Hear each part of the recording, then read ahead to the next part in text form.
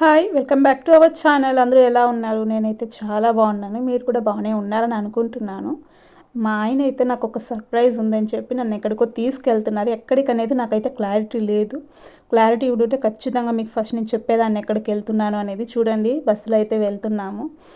నేనైతే ఫుల్ ఎక్సైటింగ్‌గా ఉన్నాను. ఆ సర్ప్రైజ్ ఏంటి అని చెప్పి నేను మా ఆయన అయితే వెళ్తున్నాము. ఎక్కడికని అడుగుతుంటే కూడా ఆయన చెప్పట్లేదు. చెప్తే ఖచ్చితంగా నేను మీకు చెప్తాను.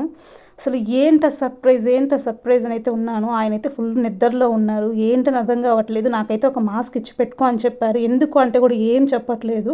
నువ్వు ఫస్ట్ మాస్క్ పెట్టుకో అని చెప్పారు. దగ్గరికైతే వచ్చేసాము. ఇంకా దిగాల్సింది, వెళ్తున్నాము.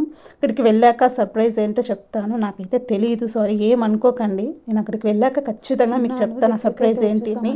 నేనైతే చాలా ఎక్సైటింగ్గా ఉంది. అసలు ఏంటి ఆ సర్ప్రైజ్ అని చెప్పి ఫుల్ ఎక్సైట్మెంట్లో అయితే ఉన్నాను నేను. ఆ సర్ప్రైజ్ ఏంటో తెలియక. మీరు కూడా చూస్తూనే ఉండండి, చెప్తాను. ఇప్పుడే వచ్చాము, దిగాము, నడుచుకుంటూ అయితే వెళ్తున్నాము. అసలు ఎక్కడికి వెళ్తున్నాం అనేది కూడా నాకు క్లారిటీగా తెలియట్లేదు. గూడూరుకి అయితే తీసుకొచ్చారు. ఎందుకు ఇక్కడికి తీసుకొచ్చావు అంటే ఏం లేదు అంటున్నారు. అడుగుతుంటే కూడా ఏం చెప్పట్లేదు. నాకైతే అసలు ఏం అర్థమవుతలే, పిచ్చి లేస్తుంది ఏంటి అని. చూస్తాం ఎక్కడికి తీసుకెళ్తున్నారో తెలియట్లేదు.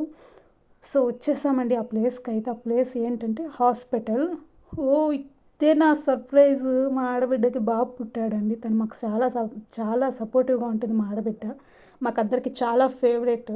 తనకైతే బాబు పుట్టాడు. మేమైతే చాలా హ్యాపీగా ఉన్నాం. నాకు తెలియదు ఇదే ఆ సర్ప్రైజ్ అని చెప్పి. మా ఆయన అయితే చాలా సర్ప్రైజ్ చేశారు నన్ను.